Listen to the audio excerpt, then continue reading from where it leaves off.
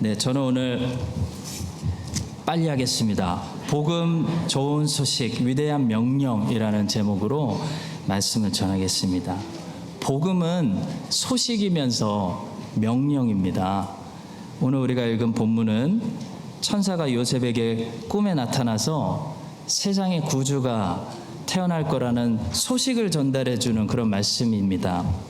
근데 말씀을 자세히 보시면 천사가 전달해 준 이 말씀은 분명히 소식이지만 또한 믿음과 순종을 요구하는 명령이었다는 것을 알 수 있습니다. 이것이 소식이면서 분명히 또한 명령이었기 때문에 요셉이 천사가 전해준 하나님 말씀대로 순종하고 있는 것을 보게 됩니다. 그것이 24절과 25절의 말씀입니다. 제가 다시 읽어보겠습니다. 요셉이 잠에서 깨어 일어나 주의 사자의 분부대로 행하여 그의 아내를 데려왔으나 아들을 낳기까지 동침하지 아니하더니 낳음의 이름을 예수라 하니라 말씀합니다. 마찬가지로 복음은 오늘 여러분과 저에게도 두 가지 의미를 가지고 있습니다. 복음은 먼저 좋은 소식임으로써 하나님께서 우리를 위해 무엇을 하셨는지를 말씀해 줍니다. 근데 그것이 다가 아니라 복음은 또한 이제 우리에게 우리가 어떻게 하나님 말씀대로 살아야 되는지 가르쳐주는 명령입니다. 오늘 성탄주일에 우리가 다시 한번 간단히 복음에 대해서 묵상하면서 복음이 우리에게 어떻게 소식인지 또 복음이 우리에게 무엇을 명령하는지 두 가지만 살펴보도록 하겠습니다. 자, 먼저 첫 번째로 복음은 소식입니다. 그것도 좋은 소식, 굿뉴스라는 거죠. 복음은 우리에게 이렇게 해야 된다, 저렇게 해야 된다라고 말하기 전에 하나님께서 우리를 위해 먼저 무엇을 하셨는지를 가르쳐주는 뉴스라는 거죠. 오늘 성탄절도 마찬가지입니다. 성탄절은 뭐 하는 날이죠? 우리가 하나님을 위해 무엇을 선물을 드리고 봉사를 드리고 하기 전에 성탄절은 하나님이 우리를 위해서 무엇을 하셨는지를 우리가 기억하는 절기입니다. 하나님께서 우리를 위해 무엇을 하셨죠? 구원자를 보내셨습니다. 그분이 예수님입니다. 하나님께서 구원자를 보내신 이유는 사람이 이 구원자 없이는 스스로 구원할 수 없기 때문입니다. 종교개혁자 존 칼빈은 아담이 선악과를 먹었을 때 아담과 그 아담 허리에 있던 모든 인류의 사람들에게 이런 일이 일어났다라고 말했습니다. 자연적 은사들은 부패했고 초자연적 은사들은 완전히 빼앗겼다. 자, 칼빈이 여기서 부패했다고 말하는 자연적 은사들은 사람들에게 여전히 남아있는 이성을 이야기하고요. 완전히 빼앗겼다라고 말하는 초자연적 은사들은 영의 기능을 말합니다. 다시 말해 사람은 동물들과 달라서 여전히 이성을 가지고 있는 뛰어난 존재이기 때문에 이 이성을 사용해서 예술을 창조하기도 하고 철학을 만들어내기도 한다는 거죠. 자, 그러나 이 이성은 심하게 손상이 되어 있어서 선보다는 죄로 심하게 기울어져 있기 때문에 하나님을 모르는 사람, 곧 영이 죽어있는 사람이 이성을 많이 사용해서 예술을 많이 하고 철학을 많이 만들어낼수록 선한 것을 만들어내기보다는 악한 것을 훨씬 더 자연스럽게 많이 만들어내는 그런 사례들을 세상에서 우리가 쉽게 볼 수가 있습니다.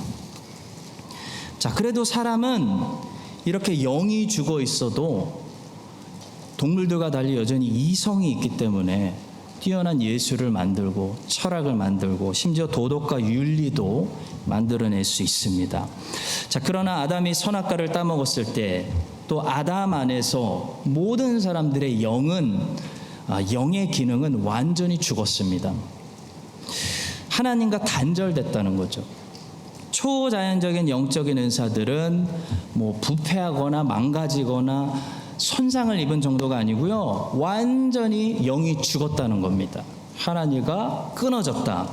완전히 빼앗겨 버렸기 때문에 모든 아담의 후손들은 태어날 때 어떻게 태어나죠? 영적으로 죽은 상태로 태어납니다. 하나님과 단절된 상태로 태어난다는 거예요. 그래서 사람은 이성을 사용해서 도덕적일 수는 있어도 이 영이 다시 살아나기 전까지는 영이 죽었기 때문에 절대로 못하는 일이 두 가지가 있는데요. 영이신 하나님을 아는 일과 하나님을 사랑하는 일은 절대로 할 수 없다는 겁니다. 칼빈은 부패한 이성을 가지고 하나님을 찾고 영이 죽은 사람이 진리를 찾는 시도는 마치 캄캄한 어둠 속에서 잠깐 탁 번쩍하고 비추는 번갯불을 의지하여 길을 찾다가 곧 다시 캄캄한 어둠 속에서 더듬거리게 되는 모습과 인간이 비슷하다고 말했습니다. 반면에 우리가 신자가 된다는 것은요, 이제 밝은 태양 아래서 길을 밝히 보는 것과 흡사하다라고 말했습니다. 성도 여러분, 모든 사람은 영이 죽어서 태어나기 때문에 하나님께서 성령을 통해 먼저 거듭나게 해주시지 않으면, 다시 말해 빛을 조명하여 주시지 않으면요, 우리는 태양 없는 어둡고 캄캄한 세상에서 살고 있는 것과 같은 것입니다. 그러면 아무리 이성을 사용하고 아무리 공부를 많이 하고 아무리 인간이 똑똑해도요, 인간의 이성으로는 하나님은 알 수 없다는 거예요. 진리를 찾을 수 없고 어둠 속에서 생명이 어딨지, 목적이 무엇이지 방황하고 헤매다가 인생 끝나게 된다는 것입니다. 따라서 여러분과 제가 만약에 지금 하나님을 알고 있다면, 진리의 길을 찾았다는 것은 어떤 사실을 말해줄까요? 그것은 하나님께서 성령을 통해 우리 가운데 먼저 어떤 역사를 하셨다는 것을 말하는 것입니다. 하나님께서 성령을 통해 우리를 거듭나게 해주셨기 때문에 지금 우리가 진리를 안다 말하고 하나님을 본다 말하고 있다는 것이죠. 여러분이 태어나려고 혹시 태어나신 분 여기 계신가요? 자기가 태어난 사람이 있습니까? 사람은 태어나려고 태어나는 것이 아니고 누군가가 낳아주기 때문에 태어나는 것입니다. 영도 마찬가지예요. 죽어있는 영이 자기가 살아나고 싶다고 살아나는 것이 아닙니다. 누군가가 낳아줘야 살아날 수 있다는 거예요.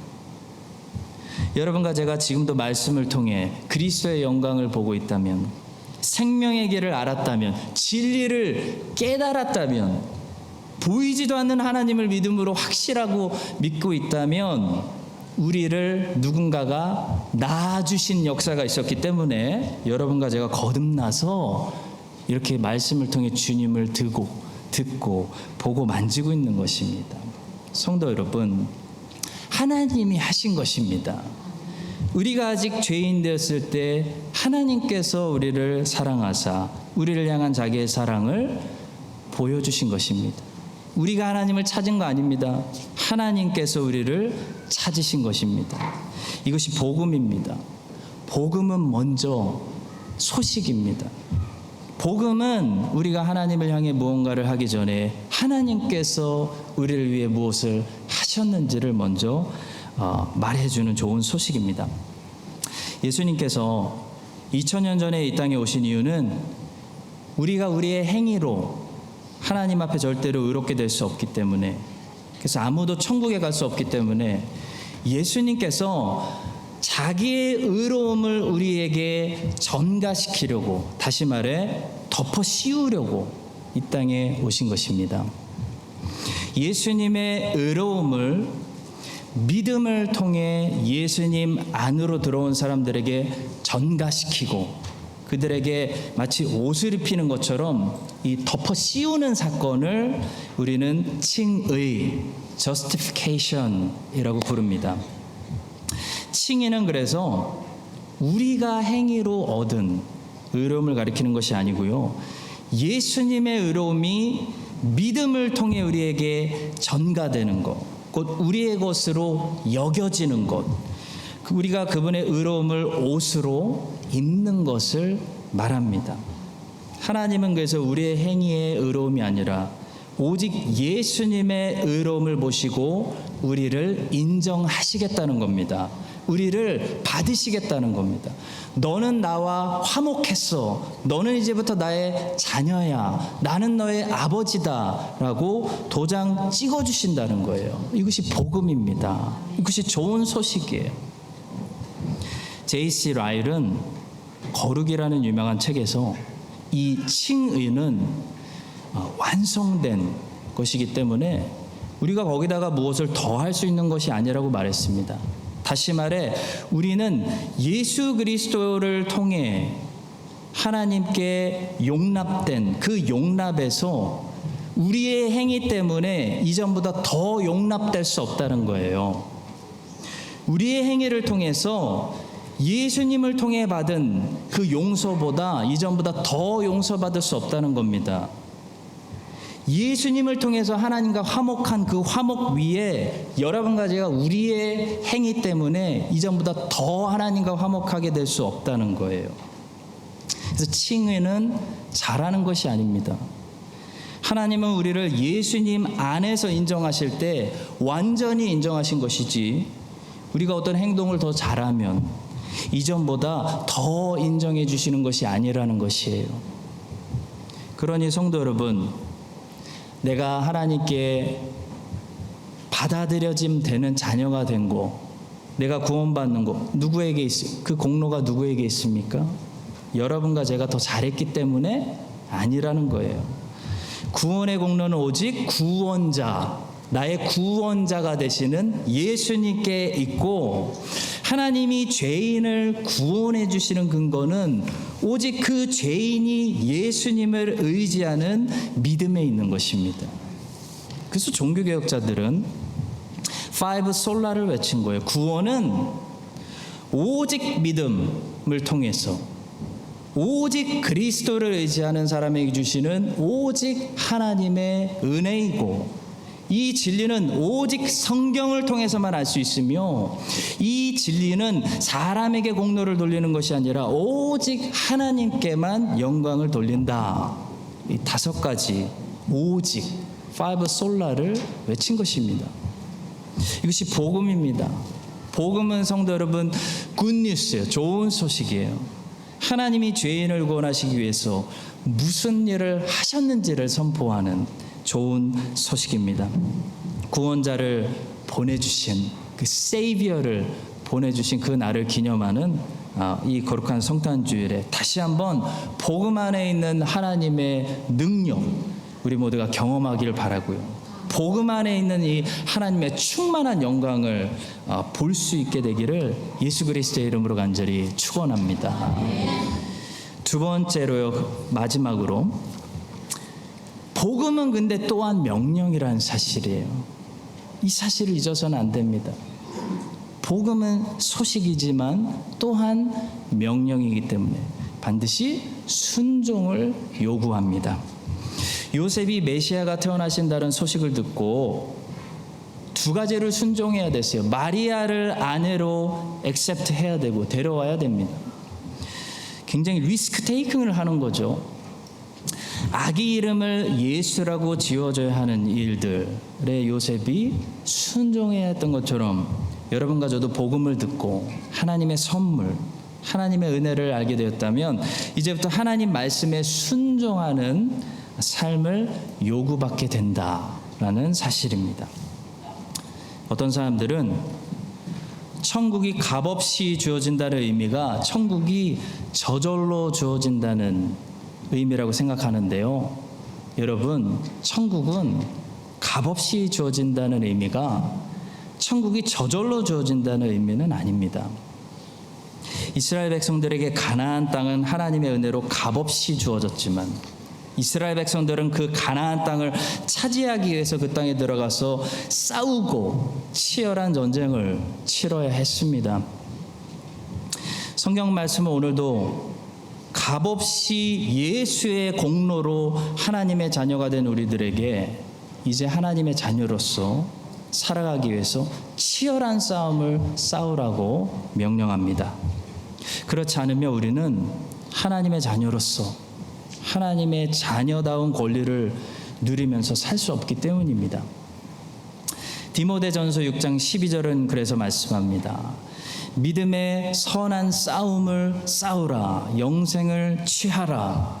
영생을 취하라. 이를 위하여 내가 부르심을 받았고 많은 증인 앞에서 선한 증언을 하였도다. 말씀합니다. 마태복음 11장 12절은 천국은 침노를 당한다. 침노를 통해 분배된다. 이 천국의 원리를 말씀했는데요.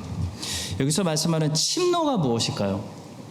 침노는 애쓰는 거, 힘쓰는 거, 그것을 얻기 위해서 대가를 지불하고 싸우는 것을 말합니다. 누가복음 13장 24절은 그래서 말씀합니다. 좁은 문으로 들어가기를 힘쓰라. 내가 너에게 이르노니 들어가기를 구하여도 못하는 자가 많으리라. 좁은 문, 영생으로 인도하는 문을 다 들어가고 싶어 하는데요. 누구만 들어갈 수 있냐면 힘쓰는 사람들만 들어간다는 거예요. 침노는 힘쓰는 것입니다. 우리는 침노해야 천국에 들어갈 수 있습니다. 다시 말해 힘써야 좁은 문으로 들어가는 것이지 아무런 대가를 지불하지 않으면서 좁은 문으로 저절로 들어가는 것이 아니라는 거예요. 에스컬레이터가 깔려있는 것이 아니라는 거예요. 침노는 또한 씨름입니다. 에베소서 6장 12절은 말합니다. 우리의 씨름은 혈과 육을 상대하는 것이 아니요 통치자들과 권세들과 이 어둠의 세상 주관자들과 하늘에 있는 악계의 영들을 상대함이라. 혹시 씨름해 보신 적 있나요? 어렸을 때 초등학교 때 모래 위에서 해봤던 것 같습니다. 씨름이 얼마나 힘든가요? 그냥 상대방도 똑같이 나를 넘어뜨리려고 하지 않습니까? 그냥 고정되어 있는 것을 넘어뜨리는 것이 아니고 힘과 힘이 서로 맞붙어서 더 큰 힘이 작은 힘을 제압하는 것이 씨름 아닙니까? 얼마나 힘들겠어요. 마찬가지로 우리의 씨름은 우리를 제압하려고 하는 악의 힘과 같이 맞서서 싸워야 되는 그런 씨름을 해야 천국에 들어간다는 것입니다. 가만히 있으면 천국이 저절로 오는 게 아니라는 거예요. 천국에 들어가는 자들은 천국에 들어가 보면 다 영광의 상처를 가지고 있고 전쟁을 갔다 온 병사들이 다 영광의 상처를 가지고 있는 것처럼 천국에 가면 다 영광의 상처들을 가지고 있고 전부 다 침노하는 자들이 모여 있는데요. 그 침노한다는 것은 무엇입니까? 힘쓴다는 것이고 씨름한다는 것입니다.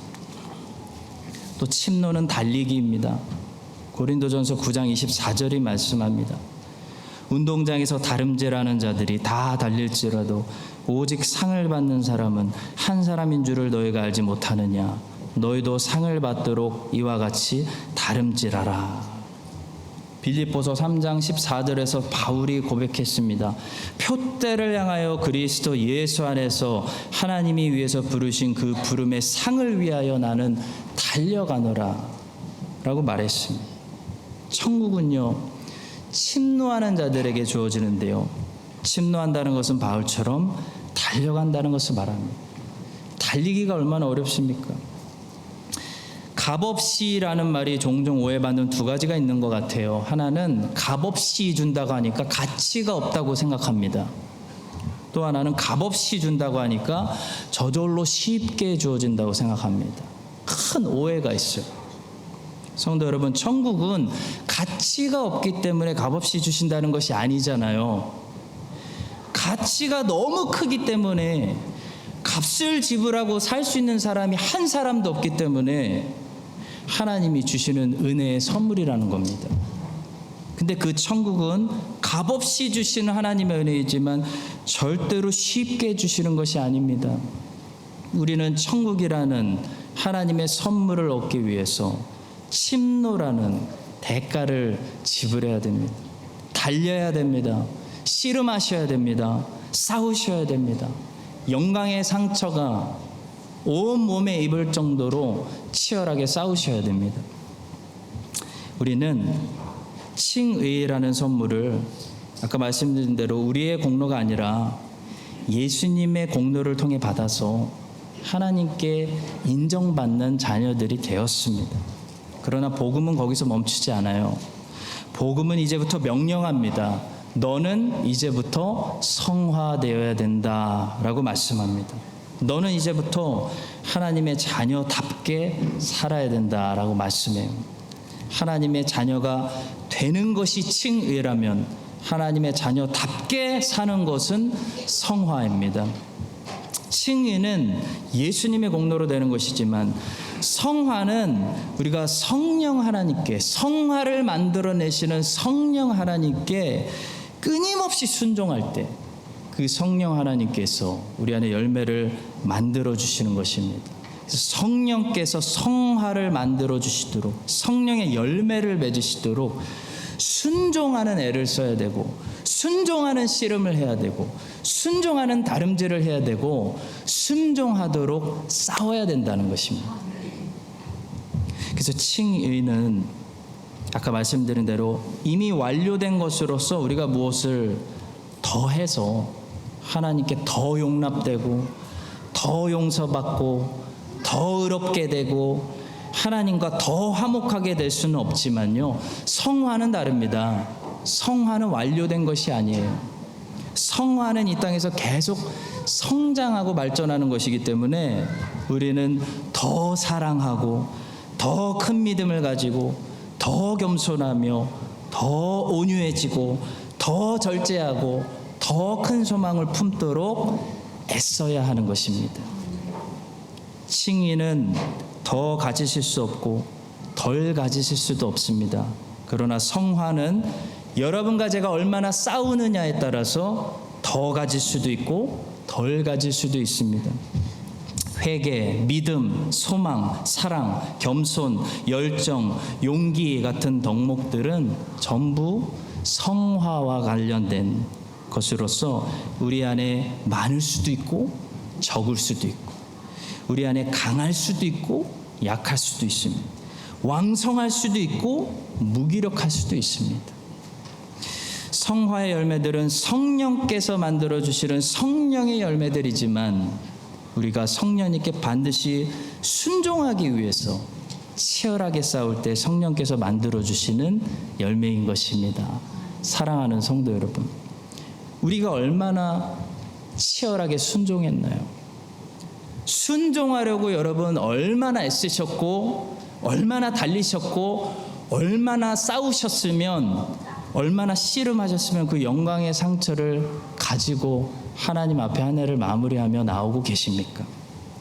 한 해를 마무리하는 이 너무나 좋은 절기에 복음의 이 복된 소식이 먼저 여러분과 저를 위로하고, 다시 하나님이 보내신 구원자 예수님을 의지하게 만들 수 있길 바라고요. 또 복음의 이 위대한 명령이 여러분과 저를 도전해서 우리가 다시 달릴 수 있도록 우리를 일으켜 세우는 하나님의 능력이 될 수 있기를, 우리를 사랑하셔서 2000년 전에 이 땅에 아기 예수님으로 오신 예수 그리스도의 이름으로 간절히 축원합니다. 기도하겠습니다. 2000년 전에 비참한 나사렛 청년 요셉에게 천사를 통해 복된 복음의 소식을 주시고 위대한 명령을 주셨던 그 하나님께서 오늘 거룩한 성탄주일에 비참한 세상 가운데 있는 저희들에게도 복음의 복된 소식을 들려주시고 위대한 명령을 내려주셔서 하나님의 그 놀라우신 구원의 역사 가운데 요셉처럼 쓰임받는 우리 모든 인생들이 되게 하여 주시옵소서. 감사드리며 예수님의 이름으로 기도합니다. 아멘.